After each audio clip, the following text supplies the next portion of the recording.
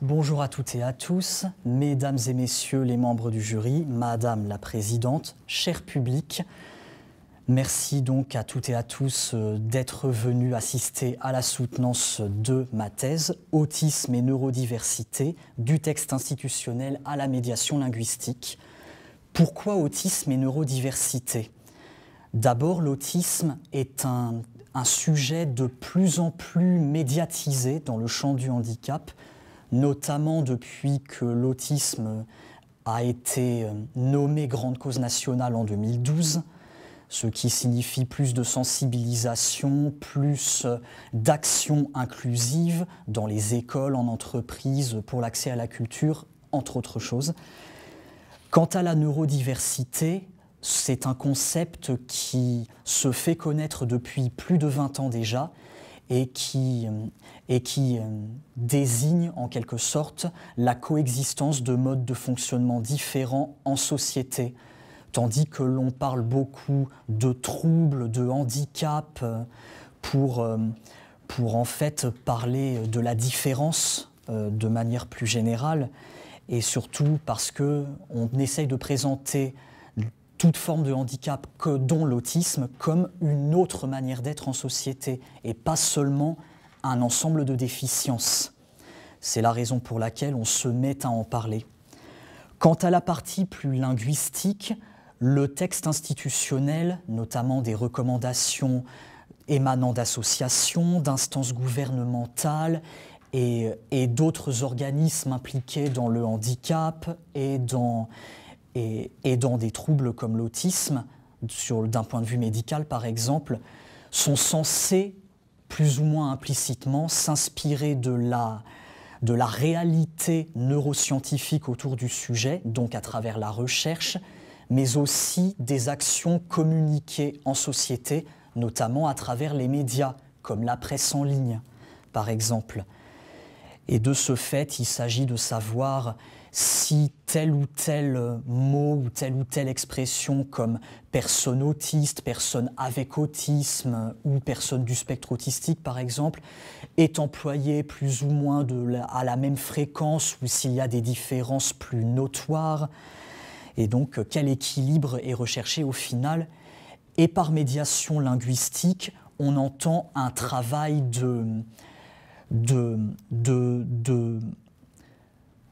un travail de formulation, de recherche du mot juste pour faire comprendre un message précis, que ce soit par le biais de la traduction, mon métier d'origine pour être honnête, ou encore de la rédaction technique, de la rédaction institutionnelle, voire de la presse, entre autres choses. Pour travailler sur l'étude d'un discours plus ou moins complexe, corpus à l'appui avec un nombre de mots suffisant, je reviendrai dessus tout à l'heure, il m'a fallu m'inspirer de plusieurs sources émanant de linguistes de disciplines différentes. Ma ressource principale pour cela a été la sémantique interprétative de François Rastier, grâce à laquelle il est possible d'identifier des éléments de signification plus ou moins récurrents. Je pense notamment au modèle médical et au modèle social du handicap, dont l'autisme. Sachant que dans le modèle médical, on entend par là la déficience émanant du fonctionnement de la personne, et par le modèle social, les obstacles que la personne, consciente de son environnement, est à même de rencontrer au quotidien. Va-t-on pouvoir trouver un peu des deux? Telle est la question, entre autres. Ou alors, vu qu'on parle de personnes autistes, avec autisme, etc., dans tous les autres mots que l'on peut croiser, moyennant quelques exemples, tout ne peut pas être dit d'un coup. Où est la personne et où est l'autisme? Pour le dire de manière assez brève. Comme autre linguiste, j'ai pensé à Umberto Eco avec la coopération textuelle entre les auteurs et les lecteurs. Parce que si les auteurs sont amenés à trouver les mots justes pour être compris et surtout pour que le message passe auprès du lectorat, les lecteurs ont leur part de responsabilité dans l'interprétation, dans la mesure où ils disposent des connaissances nécessaires pour comprendre ce qui est dit ou écrit. Si l'on rencontre très souvent personnes autistes et qu'on lit dans une poignée de textes seulement, personnes avec autisme, le lecteur, qui comprend bien la différence sémantique dans les deux formations lexicales, peut très bien ajouter à son interprétation l'aspect identitaire véhiculé par l'épithète autiste, alors que dans Avec autisme, il y a une mise à distance du handicap par rapport à la personne qui se construit en étant bien plus que ça. On fait comprendre notamment en disant Avec autisme la personne avant le handicap. Mais de toute manière, en français, c'est le mot qui vient en premier, personne autiste avec autisme. Donc, ça équilibre en quelque sorte la caractérisation dans des items lexicaux plus marqués que d'autres. Contrairement à la langue anglaise où c'est l'épithète qui passe avant le nom, autistic person ou people, et people with autism, à titre d'exemple. Et ce sont bien deux écoles de pensée qui s'affrontent, que l'on appelle à juste titre le langage centré sur la personne, d'où personne avec autisme notamment, et le langage centré sur l'identité, d'où personne autiste.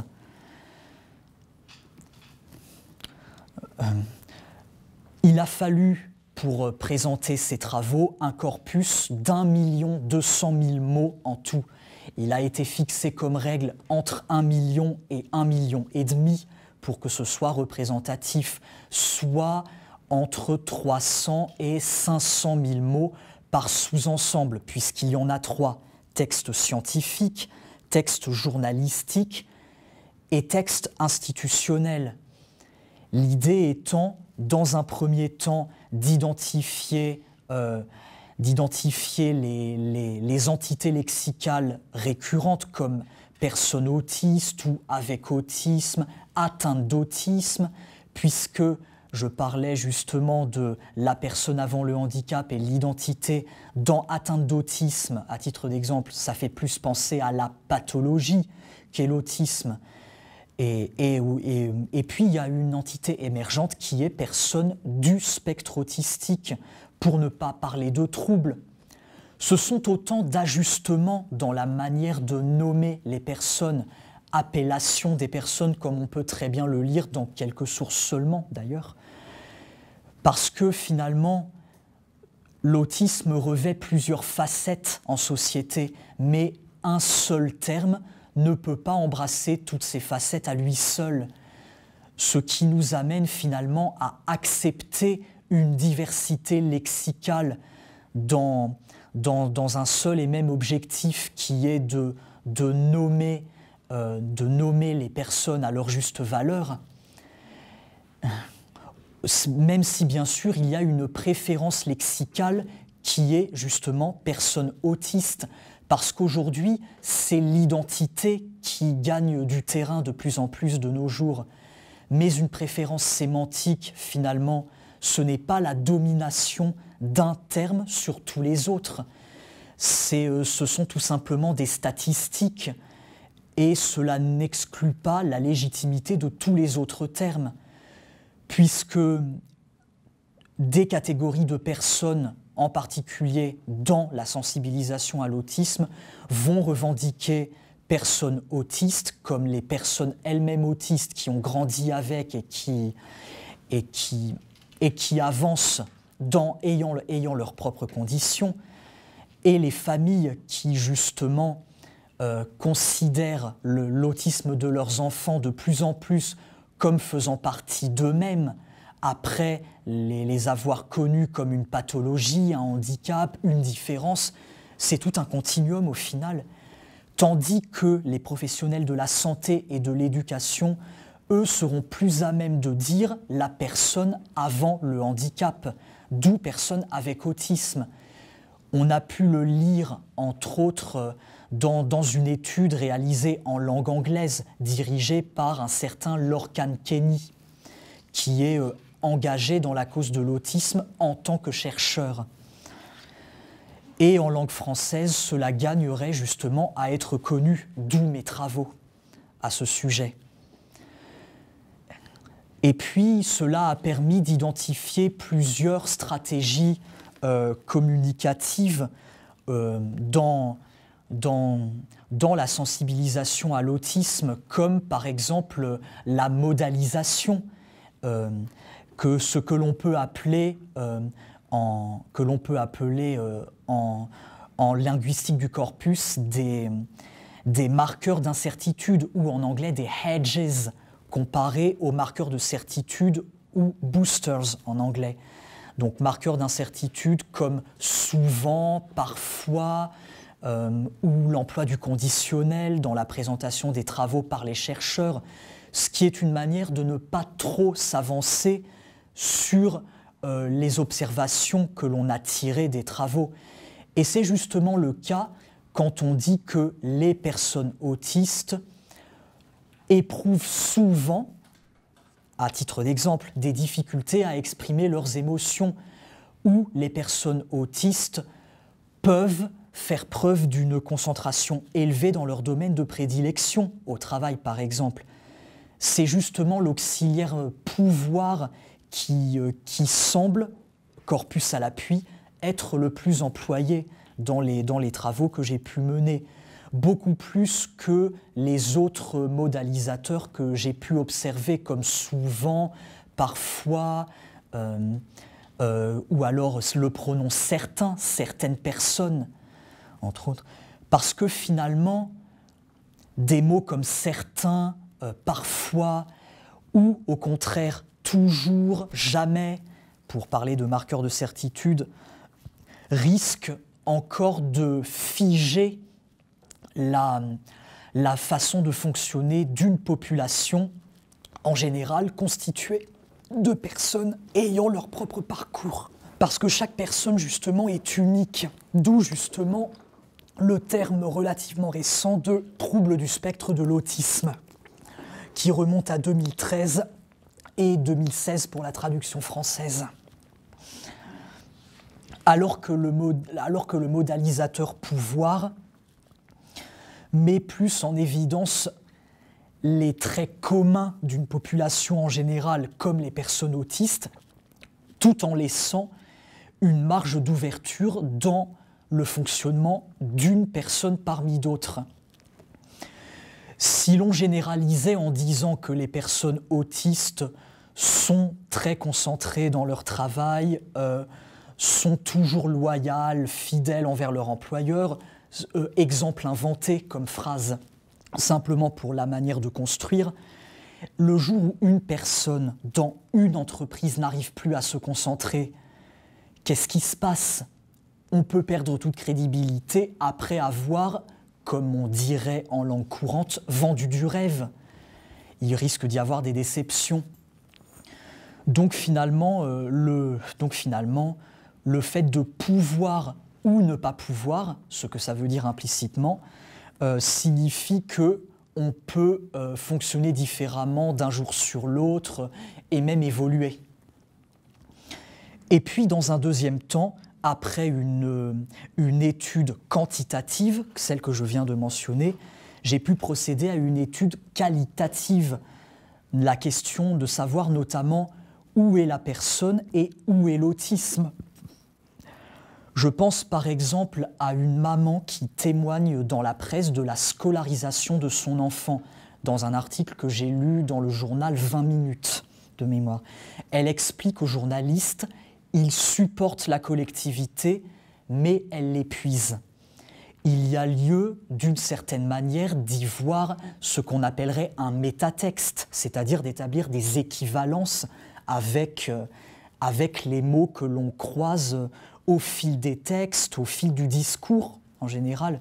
La personne qui est à même de supporter son environnement à force d'être consciente de ce dernier et de son existence, d'être considérée dans sa singularité, en avançant par elle-même, en quelque sorte, elle se voit confrontée à sa manière à son autisme qui, lui, explique d'une certaine façon l'épuisement, due à sa différence de fonctionnement qui fait qu'elle fait plus d'efforts pour aller vers les autres.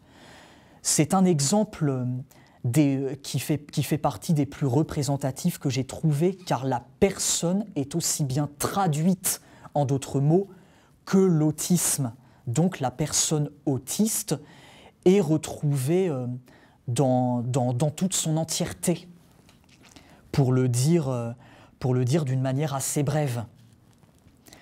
Au final, cette étude sur le discours de sensibilisation à l'autisme a permis de dévoiler plusieurs choses, nous allons le dire, intéressantes, comme la diversité lexicale pour nommer les personnes qui finalement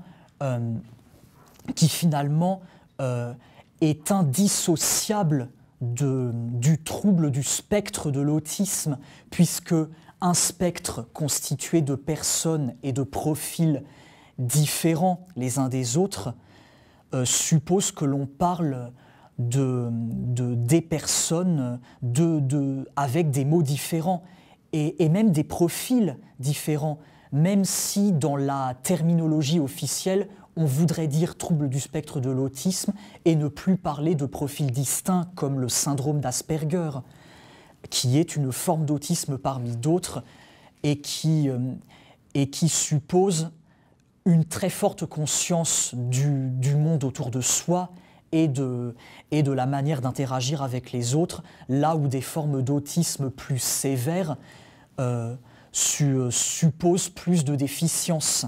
En tout cas, c'est comme ça que l'on connaît ces termes-là.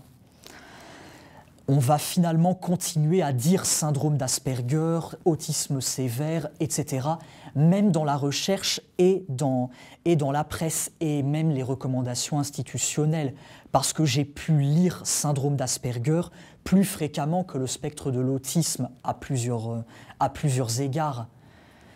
Il y a en quelque sorte une prise de recul sur la terminologie, parce que une terminologie clinique officielle ne suppose pas un figement des termes, parce que en tant que locuteur, les personnes qui parlent d'autisme, directement ou indirectement concernées, ou professionnels extérieurs, vont faire leur choix de manière éclairée. On peut parler à juste titre de linguistique populaire dans la mesure où les locuteurs ont une conscience du sens et de l'effet des mots qu'ils emploient. Et puis surtout, si l'on souhaite que la personne soit aussi bien traduite que l'autisme dans le discours, le lecteur est à même de trouver dans les mots la personne autant que l'autisme. Le tout est de savoir lire le discours tel qu'il est construit. Au final, cette étude de la sensibilisation à l'autisme permettrait aux associations et à d'autres organismes et même aux familles sur le terrain de comprendre que le discours peut être compris de manière plus neutre que ce que l'on croirait et gagnerait justement à être communiqué comme je viens de l'énoncer. Pour ce qui est de la recherche en tant que linguiste, il est bien difficile de s'identifier uniquement à la sémantique, à la linguistique de corpus ou même à l'analyse du discours, méthode que j'ai finalement le plus employée en effectuant mes travaux. Mais il m'a été suggéré récemment la sémantique des possibles argumentatifs qui englobe plusieurs sous-disciplines telles que l'analyse du discours, l'analyse linguistique du discours, la sémantique. Pourquoi ne pas creuser là-dedans finalement pour mieux s'identifier à l'avenir et pour poursuivre les travaux tels que je viens de les énoncer? Mais pour terminer cette présentation qui, je l'espère, aura été assez concise, merci à vous, chers membres du jury, d'avoir su être à l'écoute de mon étude qui, je l'espère, est réellement inédite en la matière. Merci beaucoup, mes chers co-directeurs de thèse ici présents, d'avoir pu m'encadrer pendant ces 4 années qui ont été par moments difficile à tenir, mais j'ai été bien accompagné et je vous en remercie. Merci beaucoup, chers examinateurs et membres du comité suivi, d'avoir su m'apporter votre éclairage. Merci, cher public, de vous être déplacés et d'avoir pu écouter mes présentations. Merci de votre attention. Monsieur Mathieu Lancelot, le jury vous a lu, vous a entendu, et après en avoir délibéré, vous confère le grade de docteur de l'Université de Paris. Bravo.